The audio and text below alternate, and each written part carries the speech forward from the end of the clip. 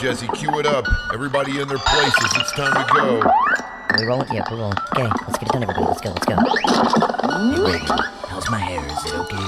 Poxy, they can't see you. All right, come on, let's go, students, people.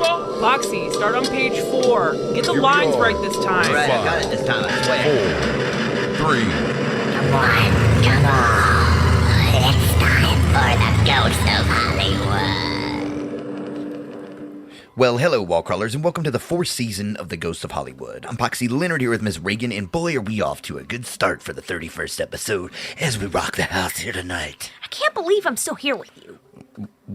Well, that kind of threw me off. What do you mean? What do you mean you can't believe you're still here? Well, I'll take that as a compliment, Reagan. That's not a compliment. More like self-pity. Oh, more self-pity then. Okay, all right. I see how it is. I love you too, Reagan. It's good to be back here. Yeah, whatever. Anyway, tonight is definitely exciting because we have none other than the magistrate herself in the house, and that is the incredible Diana Lee Inosanto. That's right, well known as the daughter of Dan Inosanto, who is renowned for his collaboration with her godfather, the late Bruce Lee. Diana has a rich family and cultural history based in martial arts discipline. She's also well known for her stunt work in a variety of movies, which we'll talk more about later, and a lot of that is what she said she did to keep food on the table while she was raising her son, who suffered from autism. Becoming the parent to an autistic child inspired Diana to develop her first children's book, The Curious Mind of Sebastian, focused on developing their relationship and her understanding of how to express love in various ways. And then there is Ahsoka, that's right, the latest installment of Star Wars. In the series, Diana performs the role of the Magistrate Morgan Elsbeth, taking on Rosario Dawson, who stars as Ahsoka in some pretty epic sword fights. Well, one is actually a Beskar. What are you talking about? Beskar, you idiot. What is a Beskar, Reagan? Remember the spear she fights with in The Mandalorian? Yeah?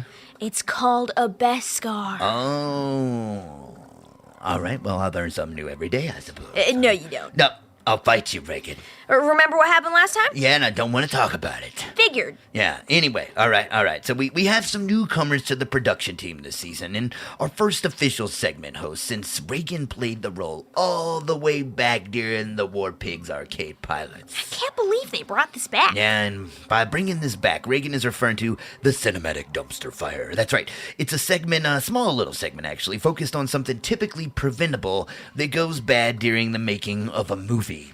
This is like the car crash at the race bit. Yeah, I get your point, but it's also really informative. I mean, it's kind of like a warning, if you will. But is it though? No, okay, sometimes it's just like wild stories. It's always a wild story. Aren't we supposed to introduce Simon now? I can't believe they hired this guy. And I'm glad to be here, Reagan. Thanks for the warm welcome. Eat it, bub. I'll ignore it, Simon. Welcome to the Ghost of Hollywood. Can it, Poxy? Can it?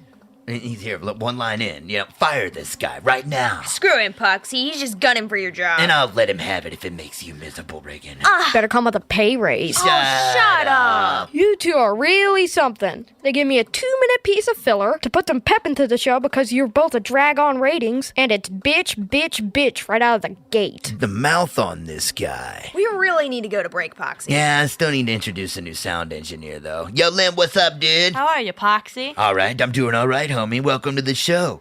For those listening out there, Lynn and I have been working late night together for about a month now on the radio broadcast station right out here in Portland, Oregon. That's right. So he's like my new wheel man, which basically means they don't let me touch the buttons anymore. So I'm glad to have you work with us on the show here now, Lynn. It's finally good. Good to see you here. Good to see you. Thanks, Poxy. And there you have it, wall crawlers. That's right.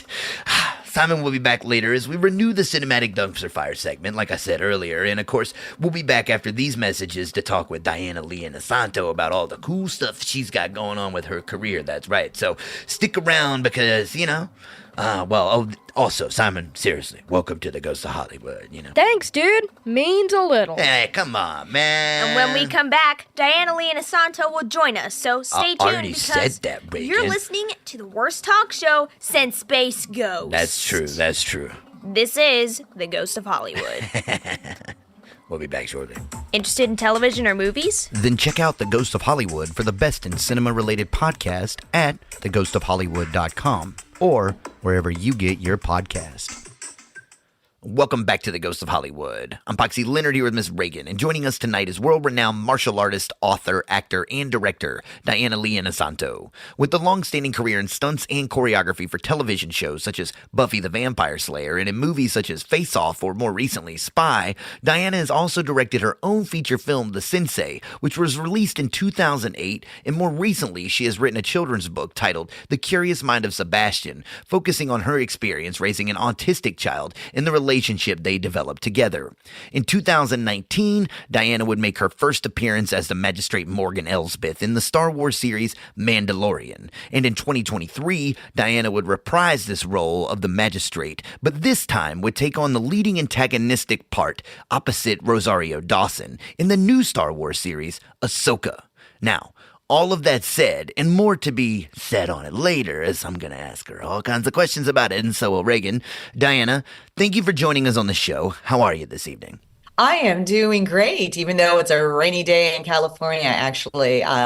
We needed the rain, so yeah, I'm good. That's an anomaly. You've had a lot of rain in California lately, too. All kinds of crazy stuff going on. Everything's so green and beautiful, and it's lovely. Although for the people out there that are struggling and maybe they're having different experience with the rain, I'm so sorry. My area's been very beautiful, so. Nice, yeah, and we up here we live in the rain in Portland, so if any sunlight you want to send our way, let us know. We'll see it in 5 months. We'd love to have some. Oh my gosh! I was just at the Fan Expo Portland. Holy smokes! You guys had some snow. We went over. We were at the expo. We didn't see that. We did go. We were there Sunday, Ragan, right? We were there. I believe Sunday, so. Yeah. So we set in.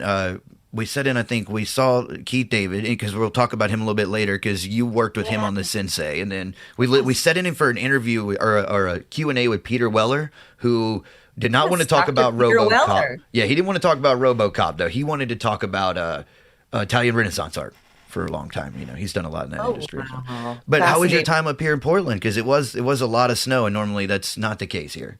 You know what? Even though we got snowed in, I had such a great time, and I was worried that people weren't going to be able to come. But let me tell you, those Star Wars fans are so committed. So, it was great. And I got to visit a couple of dear friends that now have moved to Portland, and I love it. I worked in Portland a long time ago on a show called Leverage, and it was a real joy for me to be back. So, yeah, loved it. Awesome. Have you done a lot of the cons prior to Star Wars? Because I know Star Wars being more in your recent career. Before that, did you do a lot of different fan cons and stuff? I know you've done a lot of exhibits with martial arts and things. None. Like I that. did one right after Mandalorian, when I appeared on season 2, episode 5. And even then it was a little strange because it was in Chicago at C2E2, and they were still kind of coping with safety measures for the pandemic. So they couldn't allow like the full scale of people that they normally would have. But with that said, that was kind of my first Comic-Con. And but then after Ahsoka, that's where all of a sudden I was being asked left and right to, travel and make appearances. And it's just been an incredible journey. I'm just so grateful. Oh, I bet you are the Magistrate forever now. Once you join the Star Wars universe, you never leave, Yes, and a Night Sister for that. That was a very important thing, So, it's incredible. I can't tell you enough how much I love the fans, and they love exactly what I love. And I've always loved Star Wars since I was a child, since the original, A New Hope, and it's just been incredible, Yeah, what was your favorite one when it came back, when they originally came out in the 70s? A phenomenon, because you've been a kid then. So what was your the first one, originally? the original. And I'll say this one because it's funny. I love talking to my fans about this that come and visit my table. I love it because at that time, the special effects, nobody had ever seen that. Ever. And the way the composition of the music with John Williams music, all of that together was so magnificent. And I remember as a child being in Aspen, Colorado, where my dad was doing an international martial arts camp for like a good month, 2 weeks to a month, something like that. And we had just gotten into town, and everybody was like, we got to see this new movie called Star Wars. And so I believe it was a Saturday night, totally packed. and just the opening with the scroll, people screamed with the music. And by the time you were getting to the end of the movie, I'm not joking, it was like a rock concert. People were standing up, cheering, jumping out of their seats, standing on their chairs. I had never had that kind of experience ever in my life. And I'm like, I'm a little girl and I'm like going, wow, what is this? And so for me, this is going to always be the movie for me. And then what was really beautiful was my father was so taken because he loved, just the concept of the lightsaber. He goes, "Oh, can you imagine if you could do that with two lightsabers?" And so when we came back to California, the toy stores started inevitably selling these plastic. It looks like a telescope, but they would call it a lightsaber. Yeah. But ironically, my dad would train me with two lightsabers, martial arts. These plastic lightsabers, and it's so weird because. Talk about foreshadow. I never would have imagined, even though I used to daydream all the time, that I would be in Star Wars one day, but I would have never imagined that I would have this fight scene with Rosario where she's got two lightsabers coming at me and I'm got the Beskar spear. I mean, it's just You knew what crazy. to do, though. Like, did you have to go easy on her? Did I have to go easy? Well, I had to take it easy in the beginning, but she's naturally talented. Let me say that for the record. She is a natural athlete. But yeah, my first time really feeling her energy was that day. And I guess this probably goes into why it was important for, John and Dave to find a real martial artist, because I kind of had to learn in real time where the pressure points were of energy. And then, of course, I got George Lucas watching me. So, of course, I just felt like, oh, my gosh, keep everybody safe, And I was, and I was a little nervous having the Beskar spear in my hand because it does have a point. So, and so in my mind, I'm thinking just safety, safety, safety at all times, So, but she was wonderful. And we also, again, as a former stunt woman, I always want to give kudos to the stunt women that were there that could help give us a break, because that was an intense fight scene we all had to do. It was so exhausting. And we were about 17, 18 hours in on that fight scene. I had never done anything like that in my life, not even as a stunt woman.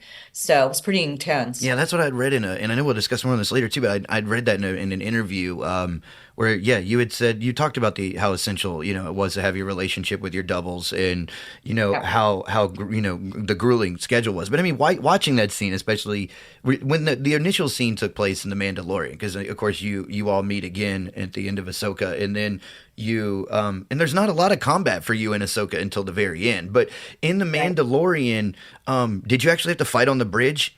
And with that, like, it was the timing of it. Say, does it take so long because it's choreographically put together? Like you have to kind of rehearse this and dance it out together beforehand, or what takes so long to bring this all to manifestation?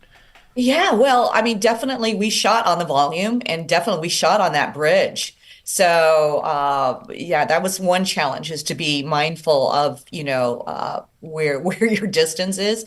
I actually had worked with a stunt team prior to us shooting that day for about a month. I asked, I said, please show me the essence of the fight scene so I can put this in muscle memory. That way I could just focus on my character as an actress.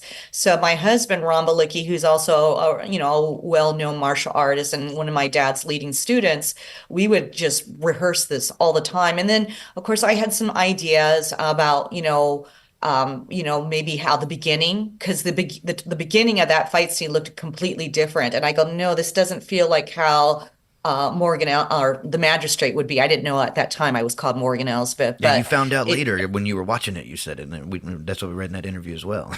Yeah, it was nuts because I had no clue that I was Morgan Elsbeth. I had no clue about this back history where her people were massacred. And I believe it wasn't until I was doing that fight, I believe that was the time that Dave said, "You're a Night Sister." And I was like, what? And I was like, what? I was already just so happy to be doing this scene with a treasured character like Ahsoka. But now I'm going, oh my God, I'm a Night Sister. Wow, and so yeah, that was really cool. But and then so the stunt team and many of those guys had trained under my father, so I felt very much at home with the choreography because they really made it toward my sensibilities. And then when we were actually shooting the fight scene, anytime I wasn't connecting in weapons with Rosario, I mean, I would improvise the spinning, and they kept that in. I was really stunned. So yeah, I was happy with how it all came together. Well, on the subject of your father, for those that don't know, your father, Diana Inosanto, is a notable figure in the martial arts and film world as well, being one of the 3 individuals that were appointed to teach at one of Bruce Lee's Jiken-Do dojos, while also training several prominent Hollywood figures. Now, how do you think growing up in this environment prepares you for your career, and more specifically being a strong female presence in what was a male-dominated industry? When you're growing up around the martial arts world, I was very lucky because I was surrounded around male energy my whole life. And so my father from a young age, like, would just kind of throw me into his classes. And, his students were really good about, lightly sparring with me. But I think having somebody like your father being Dan Inosanto and your godfather being the late Bruce Lee, I always felt like I could do anything. I felt like I could accomplish anything. And, when you have that kind of messaging coming back at you growing up, you feel like, okay, I can have my part of being around the guys and not feel, like I don't belong. I will say though, when I did start, trying to break into the Hollywood system, that's where I was realizing, ooh, there's a little bit of sexism here, Yeah. Yeah. there's a little, and I wasn't used to that. But on the other hand, if I was ever in a position of leadership, like when I did my movie, The Sensei, I did not feel weird, telling, my almost all male crew my wishes and my vision, and so I think when you're around, when fathers allow their daughters to be around male energy, I think it's an important thing. Or when they allow their daughters to play sports that maybe traditionally have been male, I think that's a positive thing because those daughters grow up and think, hey, I have a place. I can do this, and I can be part of the team. I can be part of the sandbox and play. And so that was a very important thing to developing myself as a woman. And I really appreciate that. That's what Dad and Uncle Bruce gave to me. Now, you talk about the difficulties of breaking through in Hollywood. Now, being that you did, obviously, Bruce had spent quite a bit of time working in that industry, and then your father as well. When it did come time for you to make that breakthrough, and particularly around moonlighting, how did this start? When did the transition, or when did you kind of get that? When did you jump the fence, so to speak? And how did this end up with these early gigs, such as working on shows like Moonlighting? Oh, wow. Well, so I always had a love for acting because of my dad's sister, Lilia Inosanto, but her stage name was called Lona Nye. And so I watched her as a child, struggle in the Hollywood system. She would get really cool gigs once in a while as a guest star, but the work just there weren't enough roles for her type, and for a lot of people of color back then, whether you were Asian or Hispanic or African American, and so but she always invited me to participate in coming with her to screenings, and so I really at a young age fell in love with the craft of acting. And yet at the same time, because of my father's relationship with Uncle Bruce, he did Game of Death and he worked on The Green Hornet even before that.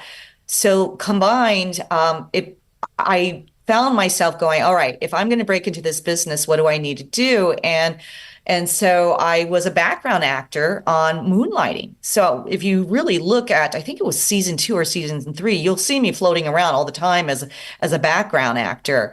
And then once in a great while, they would throw a line at me And that's how I got my SAG card, actually. But still, it was so hard to find an agent, because back then most agents were really guarded about who they would have on their roster to represent. And so it was tough, there just wasn't enough work for my type. I remember walking into auditions for some role where maybe I was, auditioning to play some prostitute, and they just had, people of color just competing against each other and just for this one tiny role. And I just thought there's not enough, material being written to be inclusive. And so for a while, I kind of had to lay back, but once in a while, I would still work background acting. And then I found myself at one point being a mother, a single mom with a son with autism. And I just thought, I don't know how I'm going to do this, but I ended up meeting my future husband, Ron Balicki. And at that time, he was training. You're gonna guys gotta love this. Tamora Morrison for a movie called Barbed Wire. Nah. Oh yeah. Right? Our Boba Fett. Yeah. All right. Nice. And but Tamora, would train for like 6 months with Ron, and apparently at one point they wanted to go over the choreography of this fight scene. And the second it was supposed to be Tamora fighting two men, and they still hadn't really casted anybody for the second role, only my husband to do this fight scene. But they saw me go over the other role of what was supposed to be the second security guard. And they're like, oh, wait a minute, she can move and we haven't casted anybody. Would she want to do this fight scene with Tamora? And so Ron's like, yeah, she'll do it. This is my fiance. Yeah, she'll do it. She'll do it. And so that's how things kind of got rolling for me, was Barbed Wire, and then followed up by a call for a TV show about a young teenage vampire slayer named Buffy. And that's what started my stunt career there. And I'm like, really? They're going to do a show about a teenager killing vampires? Really? And but it became this huge hit, and I worked with Joss Whedon for the pilot, and it was just amazing how things started to roll from there. Well, you've also been a children's book author, publishing The Curious Mind of Sebastian in 2020. So what events inspired you to venture into this medium as opposed to tackling this subject matter in film or television? Oh, great question. So, as I said before, I found myself a single mother, and I had a son that was diagnosed with autism. And I noticed at that time, it was, for me, it was oh God, it was such a difficult time for me because I was so scared, and there weren't a lot of resources for me, let alone most people didn't even know what the word autism was. I mean, the closest would be, I think, Rain Man, and that in the gentleman that yeah, Kim Peek technically doesn't actually have autism in real life either. Yeah, and so for me at that time, I'm like, this is hard. Not even finding children's books or family books that represent myself, my experience, and so when 2020 came around, this is during the time of the pandemic. I thought, I'm going to write a book, and I got together with my cousin who actually worked for an educational book company, and my son had developed this amazing talent for illustration. So beautifully, Amazon allows for a wonderful vehicle for people to be able to make their own books. And I said, you know what? I don't know what's going to happen with Mandalorian because it hadn't even aired back then, but this is something I can maybe work on right now. I've always wanted to be a children's author. And so I did. I wrote it, and the storyline about our interpretation with the word autism, what the traits were of what I saw within my son. And today I love it now because so many people have either bought the digital book or they've bought the real book. And I've had journalists, I've had even doctors say they recommend my book to people. And I tell you, I don't feel alone anymore with my experience. I never realized how much the autism community and family members of the autism world, need to have books like mine to help educate people. And today I still get visited by people who will say, thank you, I'm the mother. Or I have people who are autistic, like just recently in Vancouver, visiting me like, I'm autistic, thank you, will you sign my book? And yeah, it's a beautiful thing. And so, yeah, it's because I felt a real calling to do this. Now, to summarize the book, so the core message of it really says that, in what I had read is that you're saying that rather than verbalizing love, that the idea of it is to be able to see beyond the communication, or to see that communication has a more overall expression, the interactivity, the way that you can understand somebody and communicate with them isn't always verbalized, and that's Correct. really essential to dealing with someone who has autism when it comes to expressing love. And as a parent, it's something that takes a bit of patience and expression, because you have to go deeper. It'd be like watching a flower grow or something, to be very patient to see the results of that. Now, how is this the core message that you're trying to portray? And then, of course, a simpler question to that is, will you write another one? Actually, yeah, my son and I are trying to work on a second book, but yeah, it's about that love can be expressed in many ways. And if you've read the book, the ending, like I'm crying. And then I realized that my son was connecting with me and what was happening with me emotionally. And he grabbed a roll of toilet paper from our second floor bathroom, and he was really concerned of what was happening with me. So I realized at that point, oh my gosh, he's in there. He's actually in there. There's this soul that understands. And this is his way of communicating, and today now he can speak, but it took a long time, word from word, to expand his vocabulary. And so, yes, that is the core message, because some people, when they find out that their loved ones have autism and can't speak, they kind of shut down. I think there's somebody not in there, and there is somebody in there.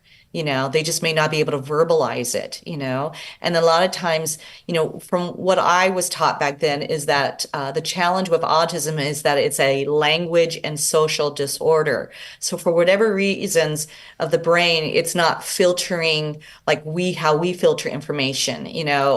Maybe what we think is funny, for whatever reason, maybe their brain says, oh, that's not funny, or vice versa. And so, yeah, it's a unique way that the brain is wired for people with autism, and then there's a huge spectrum, So there's some people that are higher functioning, but maybe they seem a little off, but they can work and drive. And then there's people like my son who can't drive, but can still communicate and walk and navigate, But so it all just depends, and it's quite complex. But yes, I do plan on doing another another book, or maybe a few with my son. We're just trying to find the opening where I'm not so busy right now, but we are definitely working on it.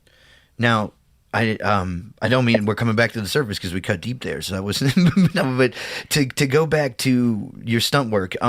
Now, you were talking about transitioning into television at some point, and you've done a lot of stunt work, double work, and then of course you made some appearances as well, and you've been in shows such as, these speak more to my time than I think Reagan's. She was like, "Dad, you've seen Jag?" I was like, "Yeah, I've seen Jag," but now, what are how did you kind of transition into performing stunts regularly? Once you got in flow with this, did you get a calling card where people were like, Diana's the one to go to if you want some stunt choreography done, or you want some martial artist stuff done?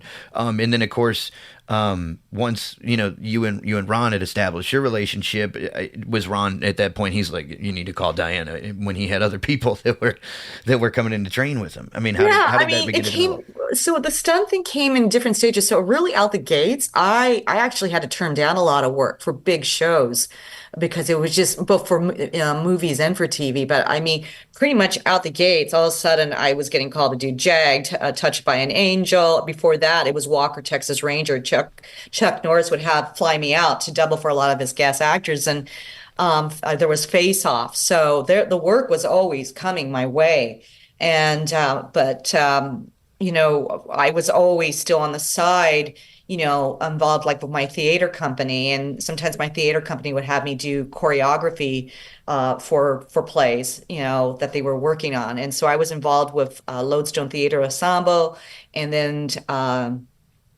East West Players. And then once in a while, too, with Ron, we would do these, excuse me, choreography for, we would work out on the side at home, like, maybe an upcoming fight scene for even, a low budget film or an independent film. So I was always kind of working, but honestly, in my heart, I really wanted to be an actress. The stunt thing was really what I had to do to survive, to make sure that we had insurance and that I could care for my son with autism. But in my heart, I always wanted to be an actress. I'm an actress at heart. The way I looked at it is most of my friends were on the side, waiting tables. And here I was on the side just being a stunt woman to just, stay in the business. But at one point, as you start to get older, you're not recovering. It's like being a football player. You're not recovering as fast. And, I said, I need to somewhat semi-retire from this.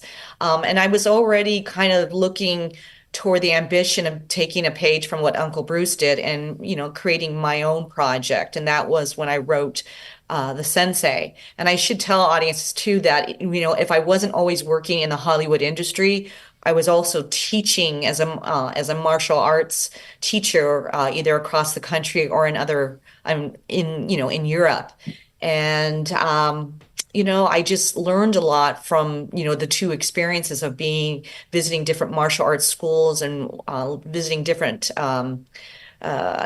places. And that's where I started coming up slowly with the idea of writing The Sensei. And I figured, hey, I'm an actress. I can do my own. I know I'll do a little bit of some fights in this, but I'll try to make this more grounded in reality. And that's where was I going with this? Well, no, we were talking about stunts, but you've been doing it for a long time, so there's been a big transition in it. So I looked at it as my film school when I would work on those sets. So I would ask questions all the time of different departments, how they run. I would take notes on the side. I literally would use this as my film school. And because I knew I couldn't go back to college, I wasn't in a place to do that. And I figure I'm in the best film school in the world, Hollywood. Yeah. I've worked with the best directors and producers, and they were so gracious to allow me to ask questions. And so that's what prepped me for inevitably being an independent filmmaker, for The Sensei. Now, when we go, we do want to ask some questions about The Sensei for sure, because we watched it and we got it's when you work on a feature film, especially an independent one, it's a task that is, I think, really hard for people to understand how difficult it is and all the involvement that goes into it. But I did want to ask, very briefly about incorporating your understandability to this. Say if we're developing to discuss The Sensei now, when cinematography takes place here, and obviously the choreography around cinematography, say with shows as recent now, even like Cobra Kai or what you're doing on Ahsoka, where did you begin to learn how to interact with the camera and to dance with the camera, as whether it's dealing with violence or dance itself, or how does the choreography incorporate with the cinematography itself? And what is it like working with innovative technology at Lucasfilm, where this is almost brought into like virtual reality? Oh gosh, I think from the very beginning of my stunt career, I was learning about choreography and the dance you have to do with the camera. And then I can't say enough about how important editing is too, because I've seen some editors, I hate to say it, not know what to do with beautiful choreography. And I'm like, oh my God, why did they use that cut? And I think it's because maybe they're more focused on the emotional content rather than maybe the delivery of a certain angle or a certain movement. And so I was also understanding in real time, that sometimes you really are at the mercy of how an editor or a director might want, the fight to go, and you just kind of hope that it works out. But, I know a lot of people that beautifully play with the camera, and you can do it today now with just an iPhone, and you start to really, look at how a camera moves with the movement. and to see like where do you get the most impact. And yet at the same time, you don't want to be so transfixed on choreography to where you lose all the beauty, the emotional content. So it's a balance, it's a very yin and yang process. And so yeah, that's all the most I can share. I mean, it just kind of comes with time and training and repetition. So yeah. Well, in your martial arts and film career, you've been named Woman of the Year by Black Belt Magazine. You've provided tons of stunt work and choreography for major television and theatrical projects, and have secured credits as a writer, actor, and director. We'll also discuss that more when we go to talk about Sensei. But what are some of the goals that you still hope to accomplish moving forward in your career? Thank you. That's a great question. I am actually working on a few projects right now. They were, of course, delayed because of the pandemic and the writer's strike. I should say, writers and actors strike. Yeah. Also delayed things from going forward for a lot of productions. But I am working at getting behind the camera again to do a full-on contemporary piece of action. And that's been in development for a while. We're now just kind of shopping it around. So I am looking forward to shooting that. And then there's a project you might have seen in the press about my father when he worked with the Dallas Cowboys. And it's a true story about how he taught martial arts to the Dallas Cowboys during the 1970s that took them all the way to the Super Bowl. And I remember when I was first pitching this story, nobody believed me, and I had to show them historical photos. But it was a private, secretive program, and now it's such a regular thing where people sometimes utilize martial arts to help train football players to understand that tactile sensitivity. And some of the movements now that my dad taught back then are still being incorporated. And you have football players that don't realize that movement came from my dad. They don't realize that it came from martial arts, from particularly a drill called Hubad, which is Filipino martial arts, and a little bit of Wing Chun as well. And it's so strange, that to see that how things have evolved. But my dad was very lucky that he was brought in by a gentleman named Bob Ward, who was also at his time the first conditioning coach and sports scientist introduced into the NFL through Tom Landry, who was head coach of the Dallas Cowboys at that time. And they worked very closely with the Doomsday Defense. And particularly, Randy White was really integral to whether or not this program could actually work. And he became MVP. So it was really, it's a great story. And I think what people will love is that there's this East meets West kind of beautiful vibe to the story that we're trying to tell. Wow. So that's one of the projects we're looking forward to. As a Dallas Cowboy fan, sign me up. Like, that's a trip. That's a trip. Yeah, isn't that a trip? The 70s Cowboys are such characters in their own right, Oh, I know, especially that era, right? And you look at the coaches like Mike Ditka before he went on to work with the Chicago Bears. Iron Mike, man, yeah. He was under the wing of Tom Landry, and then he went on to become the head coach of the Bears, and they started implementing the same program. So you'll see there's a lineage there. It's quite fascinating. That's pretty wild. That's wild. Go ahead, Rick. Go ahead, Rick. Well, martial arts encompass not just physical techniques, but also deep philosophical elements. And so, how do these philosophical aspects influence your approach to martial arts? That's a different question now. Now it's, how do you teach like, philosophical aspects of to martial arts football to the players. Dallas Cowboys? Yeah, to the Dallas Cowboys in the 70s. How do you teach that to them? Go ahead. No, but really seriously. But yeah, more specifically, and more seriously too, how do the philosophical aspects influence your approach to martial arts and film and your career in general? There's some really key quotes that I always loved, going back to even to my godfather, and that is to empty your cup. Because you have sometimes people are like, no, there's only one way to do some things, and it's this way. And I have found through the philosophy, and I'd say the philosophy of Jeet Kune Do, which is the term he coined, you start to learn that you can incorporate a lot of different things.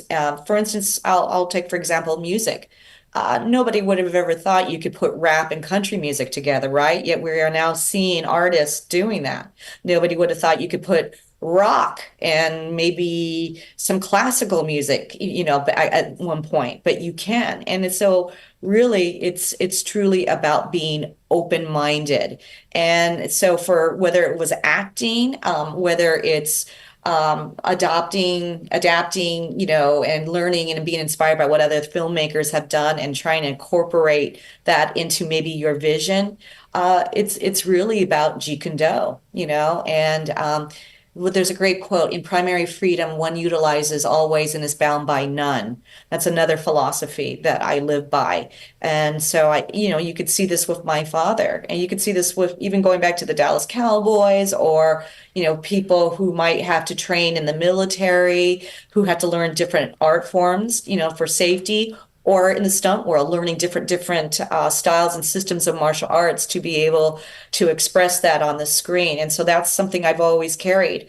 As an actress, I've learned different styles of acting, and I never believe that there's only one system or style, that you're supposed to use. You can pull from many, to help you in that one moment of what you're doing. So that's what I would say philosophically is what I've always brought to the table in everything I do, is to keep an open mind, to empty your cup, and understand that real freedom is about utilizing all ways. Well said, Diana. All right, well, it's time for a quick break here. We're going to let Slimin Simon take over for a quick segment of the Cinematic Dumpster Fire. That's right, but when we return, Diana Lee Inosanto will be with Miss Ragan and I to continue our conversation on her career in martial arts and acting, all kinds of cool stuff we got going on. That's right. So I'm Poxy Leonard, and you are listening to The Ghost of Hollywood. Interested in television or movies? Then check out The Ghost of Hollywood for the best in cinema-related podcast at theghostofhollywood.com or wherever you get your podcast. When it comes to making movies, anything can go wrong. And tonight we're here to discuss that on the Cinematic Dumpster Fire. Welcome to the first legit segment of the Cinematic Dumpster Fire. I'm Slimin Simon, and for tonight's sake, I'm going to tell you about, a little fire that took place on the set of The Exorcist during its production in 1972. First off, I assume you know I'm talking about Friedkin's classic 1973 film starring Linda Blair, because, most of the other ones are pretty forgettable, and the cast of number 2 really wishes it was more forgettable. Anyway, the MacBeal home and tier had been constructed on Warner Brothers' lot, and while the fire occurred during an hour that the set was fortunately empty, it would halt production for nearly 8 weeks and drive the tension even further, which I'm sure Friedkin didn't mind. That was part of his style, However, as with everything else cursed in the film, the fire would help ensnare fear into the God-going American public of the late 20th century, especially when possessed character, Ragan, not to be confused with one of our possessed show hosts, Ragan, is the only one with a surviving room post-fire.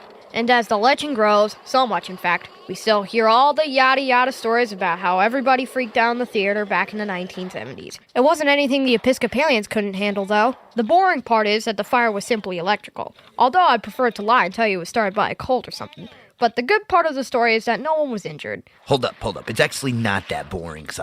What do you want, Poxy? No, look, seriously, I know this one. So, check it, right? I got this story for you. Do tell. All right. Now, you know how those, all the exorcism scenes in the movie The Exorcist, in the bedroom look really cold, subthermal, right? What about it? Okay, so, they actually obviously were subthermal. And in an interview I was watching with Billy Friedkin, I think it was like a Q&A, somewhere on stage a few years ago, before he passed away. Now, he's discussing the electrical freezer units that were kept on set overnight, right? And how they would bring the temperature down to around negative 30 degrees Fahrenheit so that when the cast and crew would come in the morning, they could turn on the lights, and it would buy them a little time to shoot as the set slowly thawed out, so it still looked pretty cold, Get to the point, Poxy. The clock is ticking. Oh yeah, I forgot. They gave you a gnat's ass worth of time for this segment. Anyway, so these freezers were apparently wired up in the rafters where the pigeons would hang out, right? Literally, I'm not kidding. The pigeons, Billy talked about, look, I act like I know him, right? But anyway, he talks about how the pigeons would go up in the rafters and they would be hanging out up there, and that's where all the electrical was done. So the theory goes that a pigeon must have flown up there somewhere and caused a short at some point, which set the fire. The pigeon set the fire? Yep. Okay, yeah, that's way less boring than I thought. Yeah, it's a pretty wild story, huh? I mean, it's no cult, but like maybe a pigeon cult or something. Will you go on somewhere? I'm always here for you, little buddy. Just saying, I'm always here. You're doing a great job. I'm sure you are.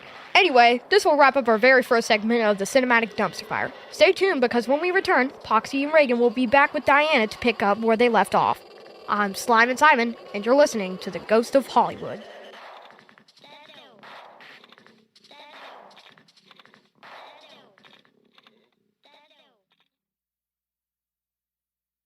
Welcome back to The Ghost of Hollywood. I'm Poxy Leonard here with Mrs. Ragan, and we're going to pick up with Diana Lee Inosanto where we left off shortly before our break just a few moments ago. So here we are, Ragan. I'll go ahead and let you take over from here. That's right. Let's do this. All right, so finally discussing the sensei. Now, this marked a significant milestone in your career, and I want to know, what were some of the initial challenges you faced as a first-time director? And, especially in terms of funding, working with notable actors, and, bringing your personal project to life. A movie's a very big thing.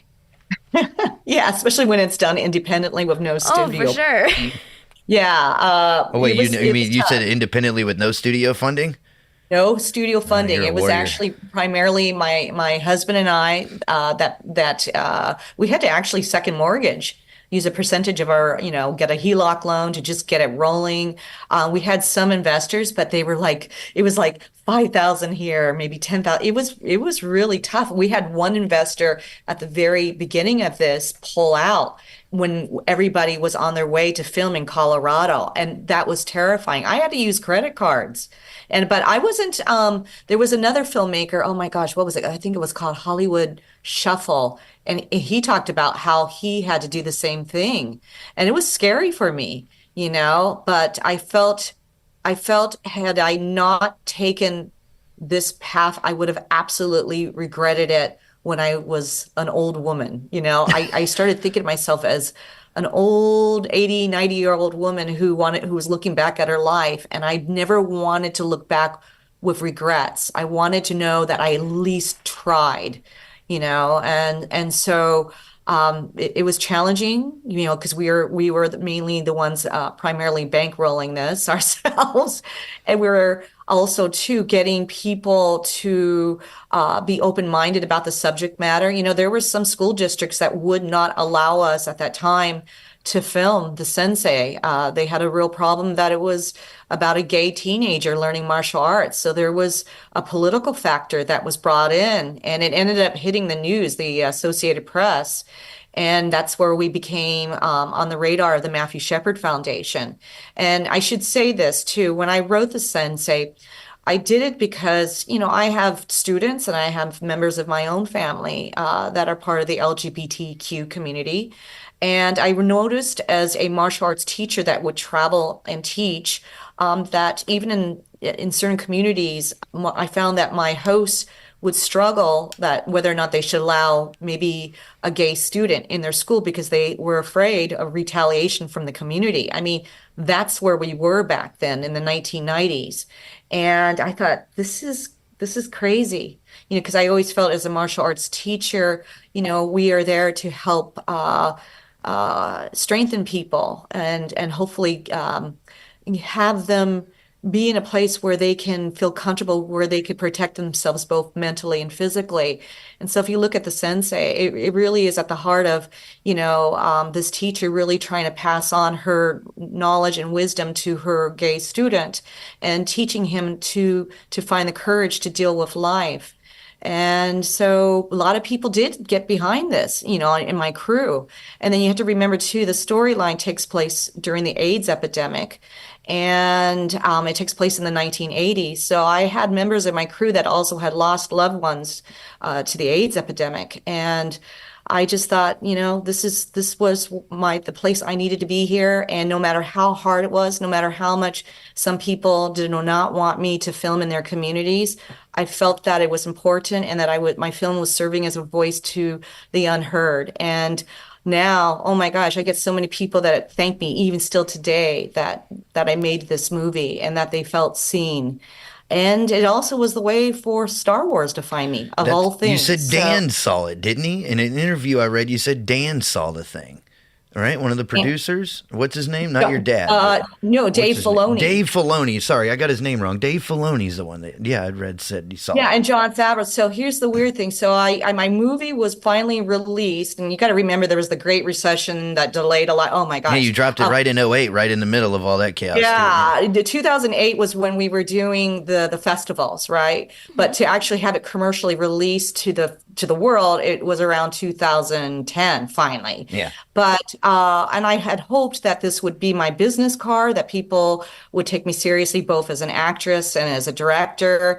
And it didn't happen. I still couldn't get a theatrical agent to represent me. I would still do little indie films from people I knew that were maybe producing their own projects, but it was really tough. I just thought, wow, I can't win for losing, Yeah. And but it was wild that many years later, when Mandalorian was now running and rolling by season 2, I guess Jon Favreau felt, for whatever reason, with the Jedi episode, that they needed a real an older woman that could actually do martial arts and that could hopefully act. But he really felt, and this is the way I understood it, that it was important, someone with real skills.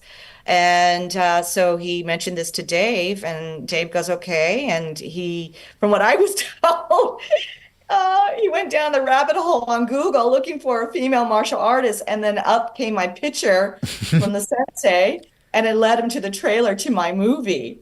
And he goes, huh. And then he started looking up my background. He goes, oh my gosh, this is Bruce Lee's goddaughter. This is Diana Lee Inosanto's daughter.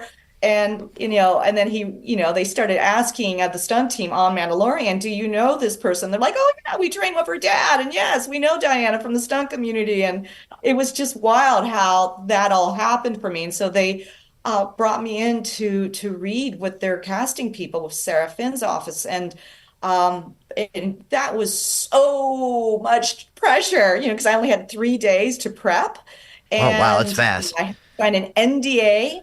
I had to practice with my son with autism because I had no one to read with me. And I just thought, I'm going to really tap into my theater roots. And I did my own research. I created my own background because I knew nothing about this character at all, because the script itself, the sides I had, reads more like a military period piece. And I just gave it my best shot. I just thought, at least the one thing I want is for them to go, oh, this person can act. We may not cast her, but she can act. And 3 days after my audition, I got the call that I was casted for The Mandalorian, and I cried like a baby. I was just in tears. I was so happy, because I love Star Wars. And even between my manager and I, Tarek Heitman, we've always had this tradition, like every Christmas, exchanging Star Wars, gifts, That's awesome. You and Tarek go back there, don't you? Tarek's in we saw them in the credits of the Sensei, right? So you've worked together for quite some time, right? Yeah. He believed in me, and he came aboard as a producer along with my husband, and he's always been with me. He always believed in me all these years. So it's crazy that we're living this beautiful dream now, Well, what did you think when you found out you were going to be like not just cast in Star Wars, but you're a main character? Oh, yeah. You are. A main character. I cried like a baby again. The funny thing was, in 2021, and we were still feeling that weird kind of those protocols because of the pandemic. But I remember I said, okay, we've been so cooped up in our home, and Disneyland was starting to kind of open up their doors to allowing people to come. And I remember we're walking around, and I got the call from my manager, like, you know what? They're going to be making another Star Wars show, and it's called Ahsoka, and they're interested in you being in it. And I'm at Disneyland. Talk about weird synchronicity. And I just started screaming and then tearing up. I grabbed my son. I was just so happy. It was just crazy that this was happening for me. And especially, honestly, for me being a late bloomer as an actress, and at my age, I just thought this was all such a miracle. So yeah, I was incredibly happy. Well, in that note, belated congratulations, because it's Thank awesome to see you. that you are that happy about it. And then two, two more Star Wars questions, and we'll deviate about that. Sure. And two questions. So things that I noticed that were unique in your Star Wars appearance that I had to ask, and it's always like the little trivial question. And if I want to know if anyone else has asked this too, but you don't have to ever fight with the lightsaber.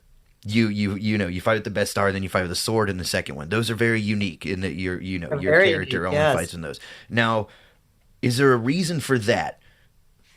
That's the first question. Is there a reason for that that they had your character assigned to those weapons in particular? And were you like, all right, this is cool, I'm unique, or what the hell, I got this far, and why don't I get the lightsaber? Oh, wow. Well, I think that's more of a Dave Filoni question because he wrote both those episodes. And I think John also had his fingerprints here and there. I think for whatever reason, this is my guess. Be interesting if you ever wanted to ask Dave Filoni this question. I am assuming that they wanted to introduce some different weaponry. So come on, a Beskar spear. How cool is that? That's pretty dope. You try to give it away too. And the Talzin blade, because we've seen that in the animation from Clone Wars, and I think too there was a game out there that introduced the Talzin blade. I don't know for people out there if they're original Star Wars fans and haven't watched the animation where they have introduced Night Sister culture, the Talzin blade is in that. And so I understood the privilege of being able to utilize these unique weapons. And it wasn't me suggesting this is all the brainchild of Dave. And I feel very lucky, but I got to tell you, the fan of me really was going, God, I would just love to just grab that lightsaber, if I could do with it. But yeah, it was just a thing that he felt was necessary to put into the writing. And it makes sense to me, honestly, with Ahsoka to have the Talzin blade in my hand and to go that direction and to show, that it could stand its ground against a lightsaber. And that's the other thing too that I thought was beautiful about the Beskar spear. Again, you're showing that it could be a weapon and that it can stand its ground against the lightsaber. And that's where I just thought, what a privilege to be able to be part of this Star Wars storytelling, So that's my guess on this. Now, as the role, were you excited that there was so much acting incorporated into it? Because watching it, I remember when Ragan and I got we were 6, 7 episodes, right around the 6th or 7th episode, and it was like, wow, we've gone a long way in, and there's been no fighting, no martial arts, just a lot of acting on your part, and then. Yes. Is that the hairstyle is so intricate too, like your braids. Oh, kudos to our hair designer. That's Maria Sandoval. She's incredible. And I was really grateful that they were allowing Morgan to change her hairstyle a little bit. I mean, Princess Leia had it, right? She's had different hairstyles. I was really excited about what she came up with. I love it. And we named my wig Agatha. So nice. I'm glad that we figured this. So I go, I would come in early in the morning. Why did you name it Agatha? There has to be a reason. It was for just this. something because Agatha sounds so witchy, Maria and I just thought, let's just name her Agatha. So it's me and Agatha on the Talzin blade. So I was just thrilled. And I think the reason, too, that the hairstyle change came into being is I noticed Doug Chang had some illustrations of Morgan's character for Ahsoka, and it was different in hairstyle. And I mentioned that to Maria, thinking, are we incorporating a new style? And she goes, and originally we were thinking about, I think, keeping the old style, but later on, Dave was like, whatever Diana would like. And I did think it was time to kind of shift gears on the hairstyle. Maria came up with this gorgeous hairdo, and man, women love it, but it's intricate. It's a lot of braids. So So we were watching, and sometimes little things like that get overlooked, but it was really intricate, So I remember we were sitting here. I didn't notice. Reagan noticed, and the women. I noticed the women tend to, like if you go on TikTok, there's this one. What's her name? But she has done this with her hair. So women are loving it, you know. Well, I'm out of. I'm in this club now. All right, like now for the Yeah. rest of my Welcome life, to I'm the paying club. attention to the hairstyles. All right. I'm just kidding. Well, Maria will appreciate this, really, seriously. All right. Yeah, you let her know she did a great job on. Oh, Haggis, yeah, on for Haggis. sure. And I'll be telling everybody I see for a week. I'll be like, I got a Star Wars seen fact. her They'll hair? be like, what? I'll be like, Yeah. Magistrate's Yeah, I hair's mean, named during Haggis. the strikes, people who did cosplay, they were actually saying, "Can you make me a Morgan Elsbeth wig and do this?" So Awesome. yeah, he's worked a side business with this too, as well. That's really awesome. Now, so let's talk about your relationship with Ron real quick, because you and Ron obviously have a huge background in martial arts. So we're kind of topical here in the martial artist area, and anybody out there listening should definitely visit more in depth in your career there if they have a martial arts focus, because we're obviously more movie and entertainment. But that said, we studied in that area, and I didn't want to ask a ton of pretentious questions because I could barely punch through paper. But all of that said, I do want to ask about your relationship and working close with Ron, in projects like The Sensei or I, Frankenstein are some examples, right? Now, they present a unique dynamic in your relationship. Now, what do you find most rewarding about collaborating professionally together in the industry, and how has it influenced your relationship throughout the years? Oh gosh, well, Ron is so talented. He really is. He comes up with things so fast. I mean, he is such a bookmarker. I mean, he understands everything on the history line of martial arts like my father. And he's a detailed note taker. He's better than me. It's embarrassing. I have to say that. He's so good. And so like he can incorporate two different martial arts styles and know how to find those transition pieces in a fight scene. I can do it, but I need more time to really think about it, but he does it in the moment. But I do think it's because of also being a teacher that's traveled the world. And he is, again, because of my father always encouraging us to study different martial arts styles and systems. He's gone to Indonesia for a month to study Penjat Silat. He studied years and years under Randy Williams with Wing Chun, and his terminology is so good. He just loves martial arts. He breathes it, lives it, just like my father. And so, being able to work with my husband, I completely trust him. Like there are times that I'll come up with an idea, but he goes, but I won't know exactly how to transition things. And he just does it like in a split second. And, you have to remember too, my husband's style is also very gritty. So, and maybe that comes from being a police, he was a former police officer. That was what I'd heard in the interview. There's an interview, I don't have the time context that you two had done together, but he had talked about being a former police officer. And he Yeah, also in talked Chicago, about Cook County Sheriff Deputy, actually, I should say.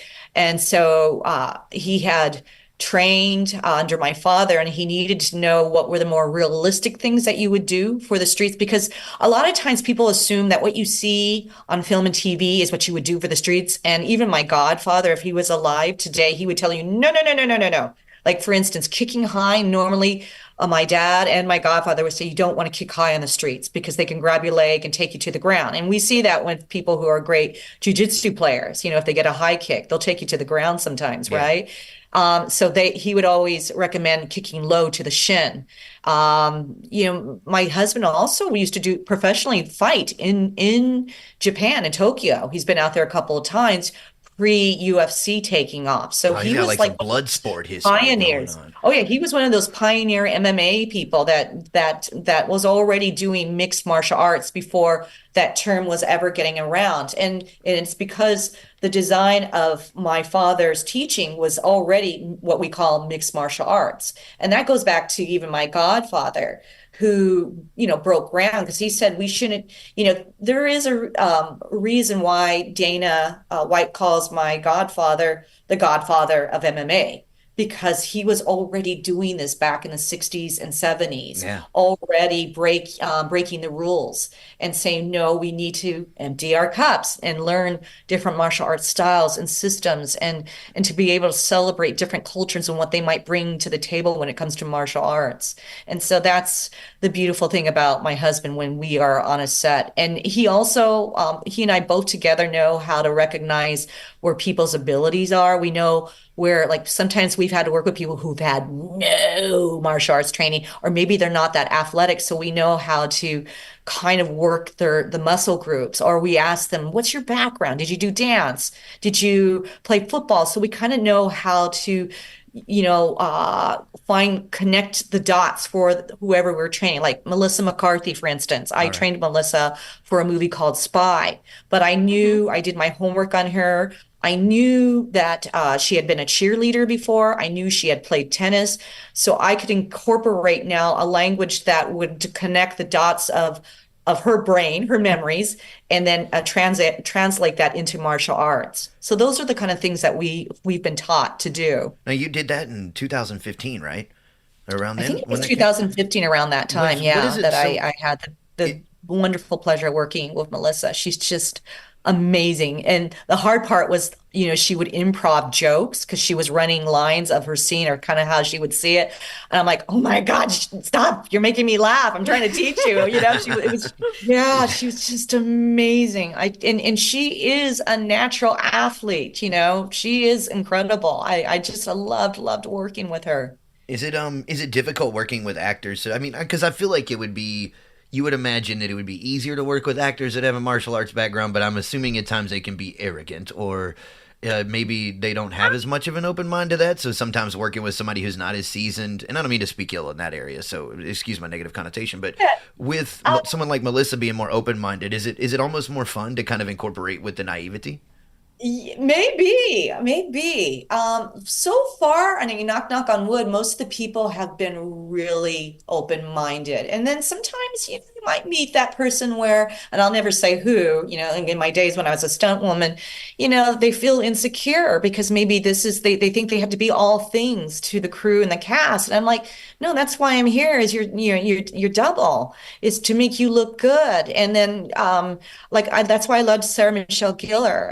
When I worked with her, I knew she had a Taekwondo background, but it was, I realized Buffy has to kind of know a lot more than that. And so she was always good about, certain things I would suggest. And she went on to evolve as a martial artist.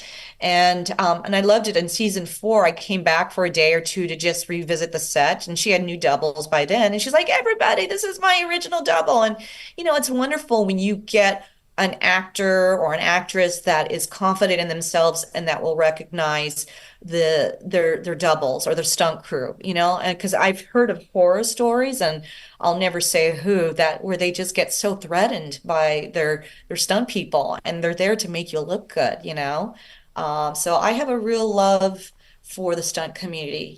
They knew I was an actress, but they were willing to take me in because they knew I had the ability to do martial arts, and I'm forever grateful. Now, before we'll talk about Tiger's Apprentice, and then we'll let you go. But I do want to ask, the transition in the stunt industry over the years. Obviously, it's dangerous. Making movies in their own right is dangerous. So even in simple things, walking around with a camera in a room, So how has the industry has transitioned? What have you noticed has been most significant, whether it's in the area of safety or technology? What have you noticed has been the most significant changes from when you began working in the stunt industry as opposed to today's world? Oh, great questions. Been some significant changes. Number one, there is more women being allowed to become stunt coordinators and choreographers. That's why working on Ahsoka was so important. They had Min Q, who came aboard as a female choreographer. She's amazing. My double, who was by my side, Natalie Padilla, became a co-stunt coordinator.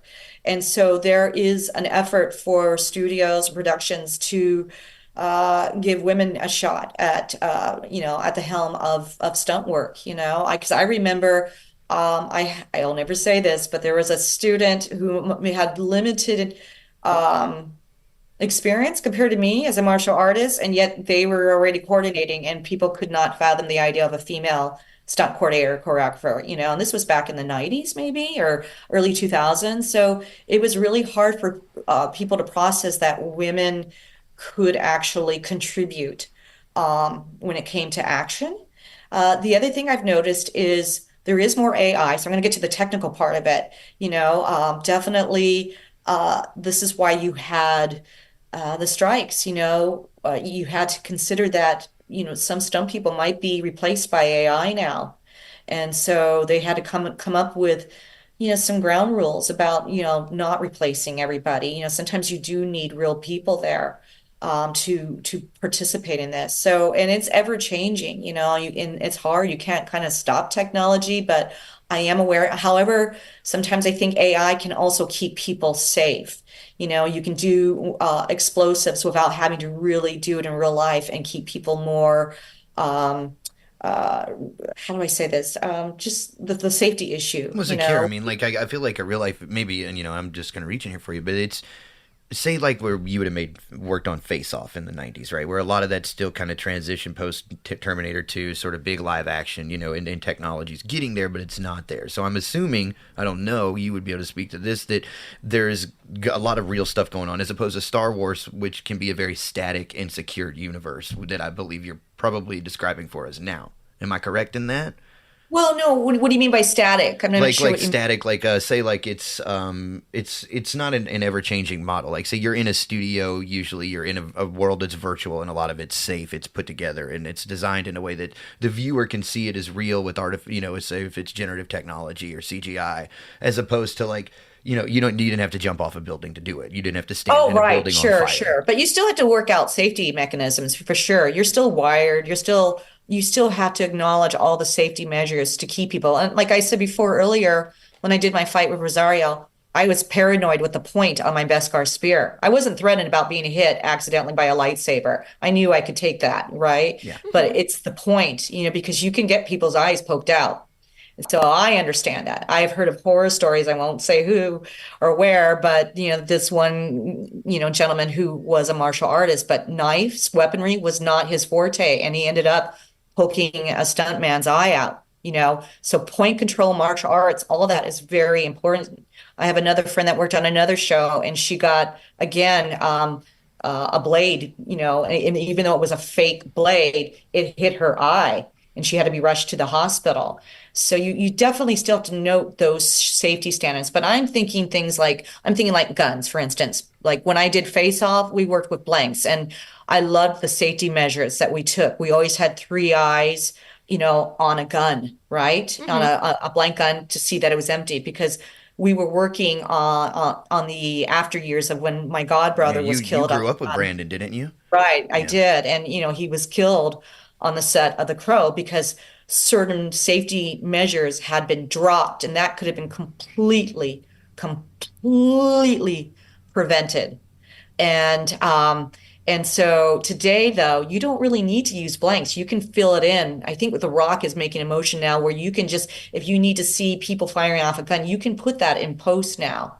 Or you can, you can film it in a certain way where, with sound effects, where it looks like you're really shooting a machine gun. You don't necessarily have to even work with blanks anymore, because once you do, you have to do safety protocols. I know of the one actor, oh God, I can't remember the name of the show back in, I think in the 80s, CBS show. He didn't realize, nobody had schooled him, that you never put a gun, even though it has blanks, next to your head, and he shot it off, and it killed him. Yeah, I remember that he did it jokingly. I forget the name of the actor, but it did happen. It was like a soap opera actor or someone, wasn't it? Yeah, it was, I don't know if it was a soap opera, but it was a show, I believe, on CBS, and it was kind of like a James Bond type, spy thriller type show. And it was just crazy that nobody took the time to say, do not play with a blank gun even like this. And I think that's the one thing that drives me nuts even around film schools, because there's no safety component from what I hear in their curriculum. And I go, this is important, because if you're going to be a producer or a director or even a first AD, you need to understand those safety protocols to keep your production going. And that's why I love it when I hear of a stuntman or woman that will make a stand and say, no, I'm not going to do this. This is unsafe, because they're probably recognizing in real time that maybe this director or maybe this producer hasn't been educated about safety on a set. But there's a reason why you want to listen to your stunt team, because they've probably been way more educated than the average filmmaker about what can go wrong, Oh, yeah. So, Yeah. I mean, I know Reagan did a short film quite a few years ago now, and she had to fire a gun at two adults on set, and the armor was there, and even the specifics of her. She was a child at the time, but Yeah. so they really worked in detail with her on gun safety, but not being able to point at people directly, the meticulous components of protocol around it, so that there's really reinforcement. If it's done correctly, there's reinforcement systems of reinforcement systems of reinforcement systems. So when that barrier is broken, somebody really messed up. Oh, yeah. Yeah. Yeah, I remember for me, I had been one independent film. Independent films are even more riskier because they're not, at least studios, you have a chance of you getting proper people on the stunt team that will guide your safety because of union. Right. Very good. Right. So, but I've been on independent films where I had the director going, no, point exactly right at the person. I'm like, no, whoa, yeah. You don't need to point even a blank gun at a person. You're telling me how much of a filmmaker you are if you think I really have to point this weapon at this filmmaker. I mean, at this a character. You don't need to do that, and yet that you'd be surprised how that information is not out there enough, to educate people on a set. Yeah, and people really get into the moment on set sometimes, and they kind of forget. And then the critical response is, this is unrelated, but there was with William Hurt in the hospital bed, and where the train hit. They were filming on some train tracks, and it hit a hospital bed and killed an AD. And I remember that on because they were working. They were kind of guerrilla shooting it when they and they went to jail for that for a while, But I believe the director did. But yeah, you're correct, and it's one of those things where you get so into the moment, you have to remember that it's a movie. Yeah, and sometimes it's a movie, exactly, and you have to remind people this too. Like, it's just a movie. We don't need to have people sacrifice their lives here, or risk their lives. Oh, pre-code, pre-code that they would shoot. They hired Jack Warner, and then they would hire World War I sharpshooters to fire, like, say in movies like famously Angels with Dirty Faces with James Cagney. Yeah. Those are all they're really shooting live rounds at them. Oh my gosh. Yeah. Oh no. Yeah. I remember, I think the movie Babylon was talking. Have you seen the movie Babylon? I don't think so, no. That came out, yes, with Margot Robbie. Yeah, anyway, they were getting into that historically, how people were really coming at each other with real weapons, and it's so unnecessary now.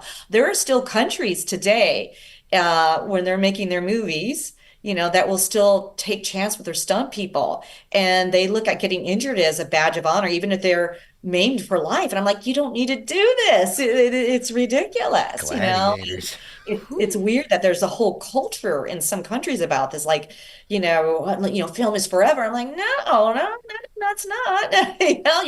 You want to be around for your family, and so there's no reason to really make contact. Or if you do, there's a way to do it safely and control pressure, and then you should be wearing stunt pads, and it's quite complex, safety and stunt work. Well, it's good that there's people out there like you doing it, and doing it well, and teaching it the way that it should be.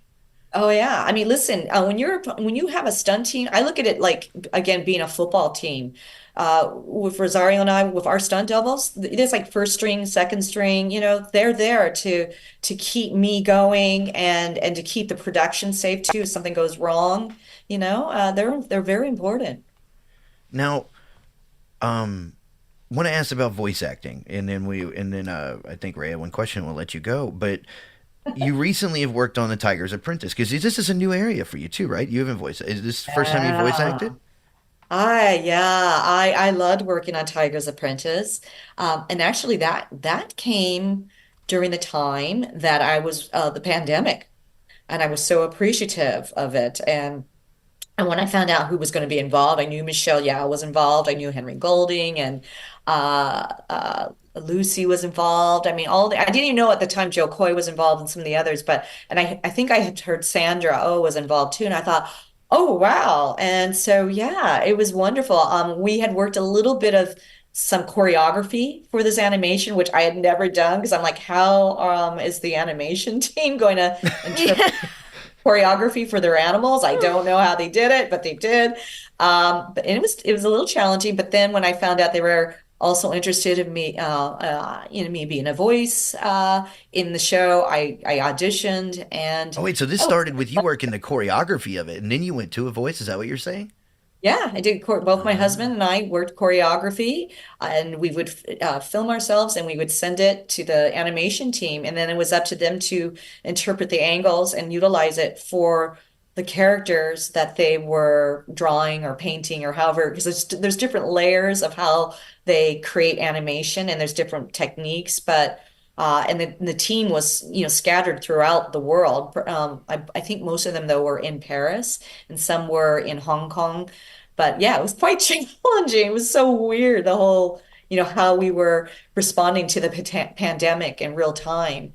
But yeah, but as far as being a voice actor, I had so much fun. And I think you'll find that there's more to come down the road too, as well. No, Can't say anything what I'm working on because I have an NDA, but there's more to come. sounds good. We look forward to it for sure. But we know, yeah, got to keep some secrets until then. Go ahead, Ray. Well, a moment ago we discussed like safety measures and things of that sort, but I want to know how do you manage the aspects of health and aging in the stunt industry, and what measures do you take to ensure longevity in your career when working with stunts and things of that nature? Number one, I try very hard to take care of my health. And I think it's because when you have a father, Diana Inosanto, who's your role model, who's still to this day getting on the floor with people at 87 and Oh, wow. Oh, wow. yeah, he travels the world teaching. He has always taught me, Diana, you never stop moving. I don't care how much it might hurt. Try to always stretch, always use your body, because once you stop using it, it's harder to come back. And I agree with him on that one, and he's always taught me about, your body is really your only temple, so to take good care of it because it's the only one you were given in life.